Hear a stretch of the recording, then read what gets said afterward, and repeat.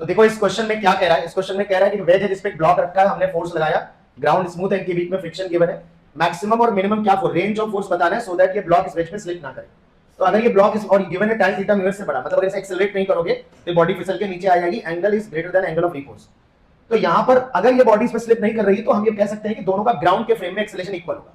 तो अगर मुझे फोर्स निकालना है तो मैं पूरे सिस्टम के लिए जब न्यूटन लॉ लिखूंगा तो मैं ये लिख दूंगा। तो मेरा टारगेट जो है वो ए फाइंड आउट करने का, मैक्सिमम एक्सेलरेशन और मिनिमम एक्सेलरेशन क्या रख सकते हैं ताकि ये ब्लॉक इसके रिलेटिव में स्लिप ना करे। अब चूंकि क्वेश्चन में कह रहा है कि ये इसके रिलेटिव में स्लिप ना करे, इसका मतलब छोटे वाले का बड़े वाले के रिलेटिव में एक्सेलरेशन क्या होना चाहिए, 0।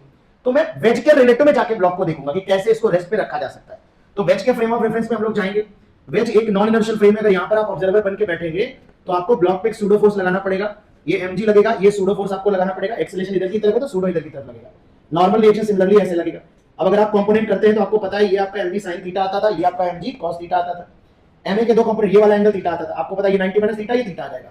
हम लोग स्मूथ वाले केस में कर चुके हैं। ma का कंपोनेंट करोगे तो ma का ये वाला कंपोनेंट क्या आएगा, ma cos थीटा, और इधर की तरफ आएगा ma sin थीटा। ठीक है ना। अब देखो हम समझो इस बात को, ये वाला फोर्स अगर इससे ज्यादा हुआ, एक्सेलरेशन इतना ज्यादा है कि ये बड़ा इससे, तो टेंडेंसी ऊपर जाने की होगी, फ्रिक्शन नीचे लगेगा। अब अगर मुझे ए की मैक्सिमम वैल्यू बतानी है तो तुम सोचते रहो, ए को बढ़ाते जाओ बढ़ाते जाओ बढ़ाते जाओ बढ़ाते जाओ, कितना बढ़ा सकते हो। ए को जब बहुत बड़ा कर दोगे तो इसकी टेंडेंसी ऊपर जाने की होगी, तो उस केस में फ्रिक्शन किधर लगेगा बेटा, नीचे की तरफ। और इतना ए बढ़ा दिया तुमने कि कौन सा फ्रिक्शन लगने लगा, लिमिटेड, तो उससे ज्यादा ए नहीं बढ़ा सकते क्योंकि फिर बॉडी क्या होगी, ऊपर की तरफ स्लिप कर जाएगी। इसका मतलब ये हुआ, अच्छा नॉर्मल की वैल्यू यहां पर लिख सकते हैं क्या होगी, mg cos थीटा नहीं होगी, mg cos theta plus ma sin theta.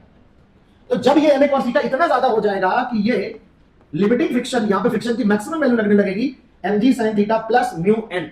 तो n की वैल्यू यहां पर रख दोगे mg sin theta plus mu, और n की वैल्यू रख दोगे mg cos theta plus ma sin theta.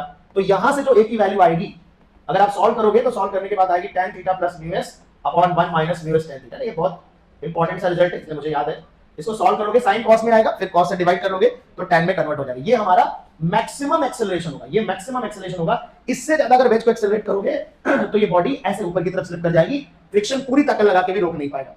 अब तुम ए की मिनिमम वैल्यू निकाल, अब ये ए की मैक्सिमम वैल्यू यहां रख दोगे तो m प्लस m इससे और मल्टीप्लाई हो जाएगा तो मैक्सिमम फोर्स आ जाएगा। लेकिन अगर तुम लोग ये सोचो कि हमें ए की मिनिमम वैल्यू बतानी, तो ए की मिनिमम वैल्यू में सोचो इसको कम करना स्टार्ट करो ए को, तो जब तुम ए को कम करना स्टार्ट करोगे तो ये घटता चला जाएगा, तो mg sin थीटा बड़ा हो जाएगा ma cos थीटा से, तो टेंडेंसी कहां जाने की होगी, हाँ टेंडेंसी नीचे आने की होगी। तो यही फ्रिक्शन किधर लग जाएगा, ऊपर। फिर ए को तुम कम करते जाओगे कम करते जाओगे, तो जब एक समय ऐसा आएगा कि लिमिटिंग फ्रिक्शन ऊपर की तरफ लग जाएगा तो क्या इक्वेशन बनेगी, ma cos theta plus mu n is equal to mg sin theta. ये इक्वेशन बनेगी। नॉर्मल की वैल्यू जल्दबाजी में mg cos थीटा मत लिख देना, धोखे से भी गलती होती है। नॉर्मल की वैल्यू होगी mg cos theta plus ma sin theta के बराबर, और जब रख के सॉल्व करोगे तो यहां पर आ जाएगा g tan थीटा, यहां माइनस आएगा, माइनस μs अपॉन 1 प्लस, यहां प्लस हो जाएगा, यहां माइनस आ जाएगा। जरा मुझे इक्वेशन बना के सॉल्व करके